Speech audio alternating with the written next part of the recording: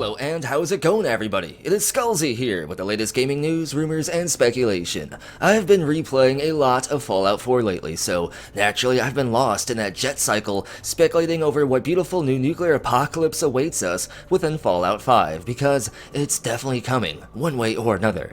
I mean Fallout 5. Fallout 5 is coming, not a nuclear apocalypse, at least I hope so. However, Fallout 5 is indeed confirmed to exist. So yay, it exists. However, right now it only exists as a single outline on one page of paper hidden deep within Bethesda Game Studios and probably protected by an army of jetted up psycho mutants and Todd Howard clones. Not much else is known about Fallout 5 right now though, other than this single legendary piece of paper exists. However, as I've shown in recent videos, many signs and Bethesda patterns seem to indicate the game could most likely be set in New York City. So today I want to explore that setting, and what unique things New York could bring to the table for Fallout 5. This will be a new video series of sorts here on the channel where I break down other potential settings like this, so if you do decide you enjoy this content at the end of the video, be sure to give it a thumbs up and share the video with whatever faction you choose to align with. I'll likely do similar videos like this for the Elder Scrolls 6 as well, but let's not waste any more time and get straight into exploring Fallout 5 New York City.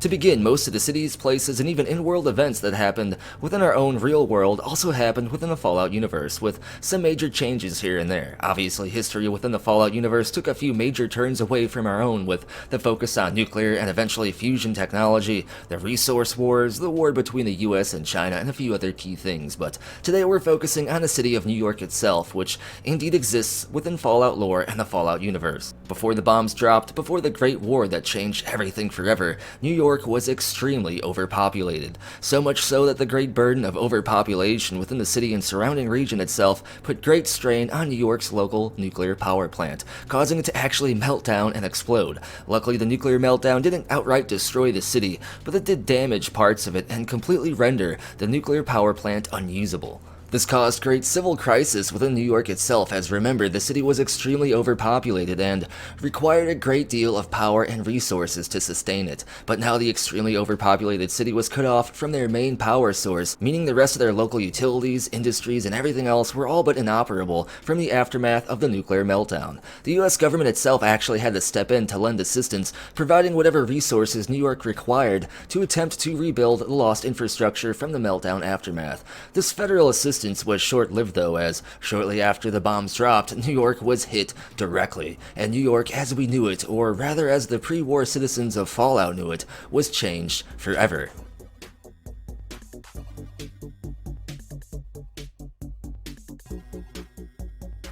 In the Far Harbor DLC for Fallout 4, one can find a terminal in the Nucleus, a pre-war military submarine base. This terminal lists New York as being directly hit by the nukes and is said to be basically completely destroyed. This very terminal alone started a lot of misinformation amongst the Fallout community online though. From this point, the community considered New York City to be totally gone and destroyed, off the map entirely, meaning as far as the community was concerned, it would be virtually impossible for Fallout 5 or any post-war future Fallout game to take place in New York basically ever. However, this is now considered to be false, as you can basically see in almost any Reddit thread or discussion about New York within the Fallout universe, and here's why. This very same terminal that lists New York as being completely destroyed also claims that Washington, D.C. is completely destroyed as well, just as much as New York is. You know, Washington, D.C., that place you might remember from Fallout 3, the location an entire Fallout game was set around. This alone puts New York back on the list as a potential Fallout 5 setting because clearly, even if a city is reportedly completely destroyed in the Fallout universe, it's still a viable candidate for a future Fallout game. Combine this with the fact that Bethesda even stated Fallout 4 was almost set in New York as well, and yeah, I'd say New York isn't totally destroyed, or at least not in the way we think. The first thing is for us is figure out where the hell is this game set, and it wasn't Boston originally. So it was set somewhere else, and I still have a design doc in my desk, Original design doc. Emma's design doc focusing on a New York-based Fallout was one idea that the leads were floating around. Let's even check out this nuke map simulator. If we drop a nuke in the middle of New York City, like right here on Manhattan, we can see that it actually doesn't completely destroy the entire city. And if we crank up that nuke a bit here, it still doesn't wipe out the entire city from the map. Sure, Manhattan, the center island, or kind of an island, would likely be nothing but a crater and ruins, but the center location would actually make for an interesting endgame zone to explore, one full of radiation and rare mutants, but also a region untapped by scavengers and explorers, a place only for the brave and the foolish. It's not said how many nukes hit New York though, but clearly we can see it's generally over-exaggerated just how large the blast zone of a nuclear payload is, and to somebody from pre-war times, New York and even Washington DC would no doubt appear to be totally destroyed from their pre-war perspectives, but to a wasteland adventurer and somebody from post-war times, that isn't the case, and such an area as Washington DC could even serve as a viable location for several thriving settlements as Fallout 3 has shown us. So if New York is just as bad as Washington DC, then I would say without a doubt we proved New York would still exist to serve as the potential setting for Fallout 5, but what would a post-apocalyptic New York City even look like within the Fallout universe? Todd Howard and friends have always stated that their main focus when they start a new game is always the tone and the vibe. What tone do they want the game to portray? How should the setting make the player feel? If Fallout 5 was indeed set in New York, I am pretty sure I know exactly what this tone and this vibe would be.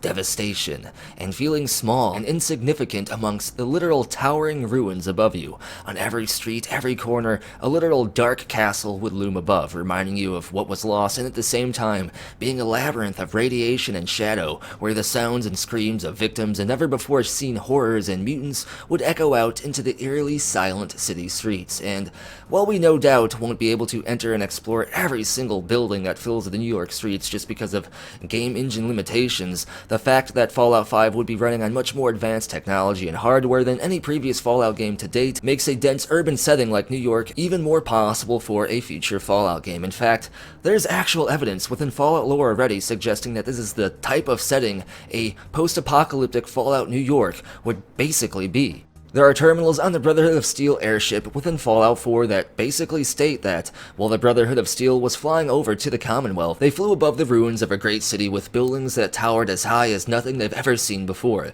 The rooftops of these skyscrapers were overrun with mutants and savages, and while it doesn't straight up say this city was New York, judging by the most likely flight pattern and judging by the fact that these were the tallest buildings I've ever seen and they flew all around the East Coast, it's most likely New York City. Based on all this, here is my take on what New York would most likely be within Fallout 5. Manhattan would be Ground Zero, right where the bombs actually dropped. There we can find the original crater or craters and the worst of the ruins and devastation. Manhattan would be an irradiated wasteland similar to the loving experience the glowing sea provided us. This would be endgame content, as the mutants here would be the most numerous and deadly. But what about the rest of the city? I believe the rest of New York might be in better shape. However, after the bombs dropped, the already existing riots and civil disturbances that were taking place in New York prior to the bombs dropping would further escalate to outright violence and hostility, resulting in most of the city itself being killed off or abandoned and left to ruin, allowing mutants and various factions to claim buildings or entire areas for themselves. For the most part, the city streets would be the most dangerous areas in New York. The streets would be mazes of fallen rubble from the nearby skyscrapers, cars left behind clogging up and choking up the city streets as people abandoned them, rushing to find shelter when the bombs dropped, and dense pockets of radiation.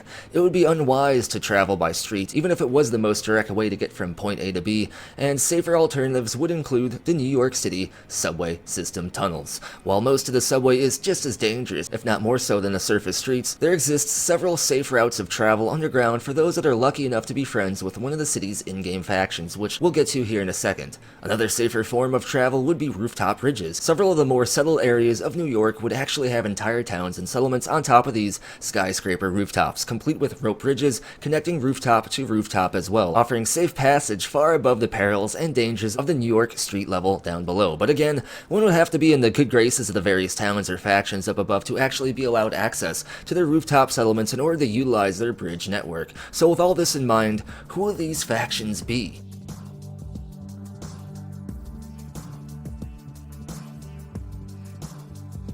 New New York is made up of the surviving homeless who already lived in the subway tunnels before the bombs even dropped. This allowed them the rare opportunity to survive the initial explosion from the bombs, as well as most of the violence and fighting that took place overhead in the city afterwards. The remaining homeless were homeless no more, but instead in a much better position than most were after the bombs fell. They decided to use this opportunity to rebuild, creating a fully functioning, successful underground city. They even explored and mapped the subway tunnels, or at least most of them, creating safe routes of passage for trade caravans and travel deep underground, safe from the dangers up above on the street level. Of course, the subway system has its own dangers to contend with, basically being like a labyrinth of sorts, like the catacombs after the bombs dropped. But this also offers a rare opportunity for the player character to lend a hand and make a valuable ally in New York City. And next up, it wouldn't be a Fallout game without the Brotherhood of Steel and even the Enclave. And yes, the Enclave is said to still exist to some capacity even after Fallout 3, although they're a lot more splintered and less organized than ever before. It's even said that the Enclave had or still has a presence in New York as well, and since the Enclave also has a vertibird fetish,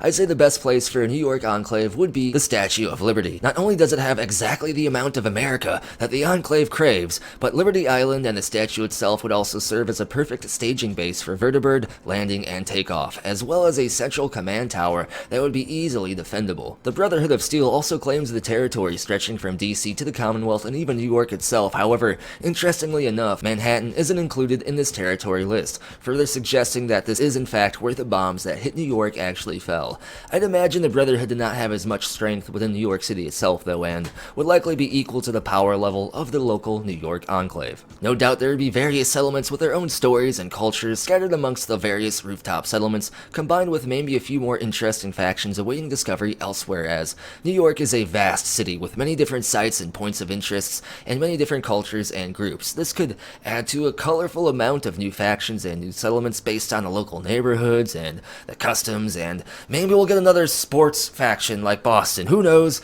But what I hope for is a colony of laid-back and party-focused ghouls on Coney Island, living their best life and partying away as the city falls further into ruins behind them. The possibilities for new groups and factions in New York would be basically endless, especially for a Fallout game, but there is another faction that we haven't talked about yet, one that is just as heavily ingrained into Fallout lore as the Brotherhood of Steel or even the Enclave, and that is our old friend, Vault-Tec. Vault-Tec would no doubt have vaults or even maybe a major office location within New York itself, seeing how they are an American company, and New York was one of, if not the most populated American city before the bombs dropped. So, with this in mind, there would almost certainly have to be vaults within New York, right?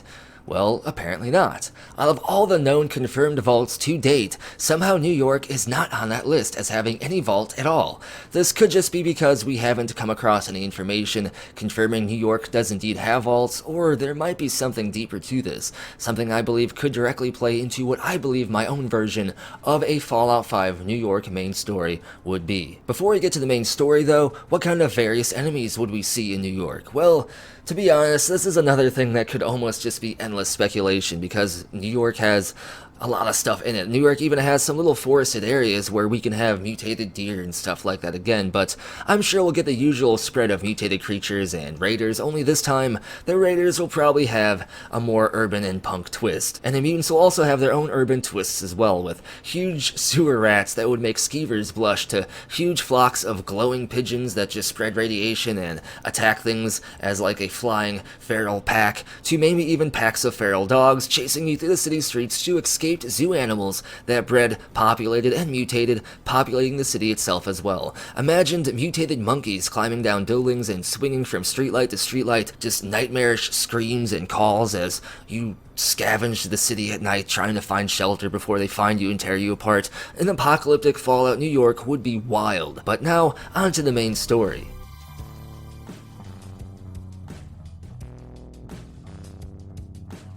I believe a New York Fallout main storyline would revolve around Vault-Tec, but to a much deeper level than ever before. We all know how shady Vault-Tec is, fooling a scared populace into rushing into vaults and being basically experimented on before they even know what's going on, or even worse. And seeing how New York has such a huge population, you'd think that Vault-Tec would want to tap in and utilize as many people of this overpopulated city as possible for experiments of even greater scale and just shadiness. Only we didn't hear anything about this. I believe this would cause kind of a urban legend amongst the New York wasteland, as people would be wondering where these vaults are and maybe speculating that there's abandoned vaults full of resources left hidden under the city, probably totally unused and having nobody occupying them at all, as many would believe that the vaults were not able to be utilized, as the chaos and riots that took place during New York as the bombs fell would basically stop people from being able to be organized enough to access these vaults, and Vault-Tec just left them abandoned, I guess. But that doesn't make as much sense to me. Here's what I think is going down. Enter our main character, deciding to join this great quest for the New York vaults, and in order to find any information on potential New York vaults,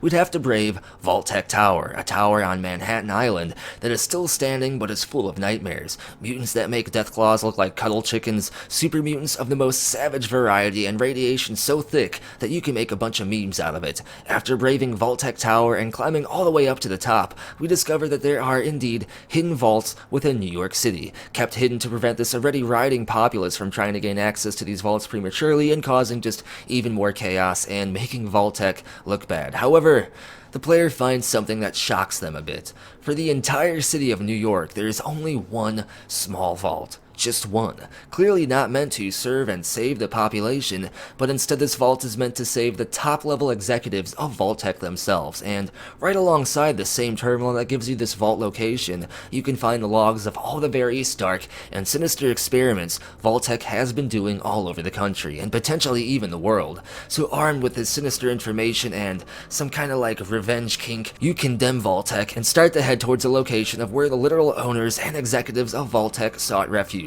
Our player character heads towards this vault to confront Vault-Tec directly, or whatever is left of them. To be honest though, I had trouble thinking of what the potential main storyline could be for a Fallout 5 game set in New York City, as, again, the possibilities could be endless, but in my opinion, I think this sounds the most interesting, and I think that Vault-Tec hasn't necessarily been confronted, at least properly in my opinion. So, confronting Vault-Tec, heading to this vault, wondering what you would find would be a very interesting endgame scenario, because who knows what's in this vault? It might be the descendants of Vault-Tec who still uphold the company values, or maybe it's totally abandoned, or maybe it's better to leave the evil minds of Vault-Tec locked away. Or maybe, knowing Fallout, instead of opening the vault, we can sabotage the door, locking them forever in a prison of their own design. That's everything I'd expect to see in a New York-based Fallout game, though. Obviously, I could go much deeper than this and have like an entire 5-hour video, which sounds fun, but then the more important and kind of fact-focused information in the video would get lost to the speculation, so I wanted to try to focus on speculation based on as much confirmed stuff as we can. But as always, what I want to know is, what do you want to see from Fallout 5 if it was set in New York City? Let me know down in the comments below. Thumbs up if you enjoyed the content. Be sure to subscribe to help grow the community and the channel, and of course, huge shout out to the following amazing people for supporting the channel and the community. Get your name added to this permanent future video shout out list by supporting the channel over on Ko-fi, Patreon, or here on YouTube as an exclusive channel member. Links for all this and more are down in the description below, as well as a link for Skullzi merchandise and the Skullzi Discord server. And as always, thank you for watching. Be sure to tune in next time, one achievement unlocked for sitting through this entire video.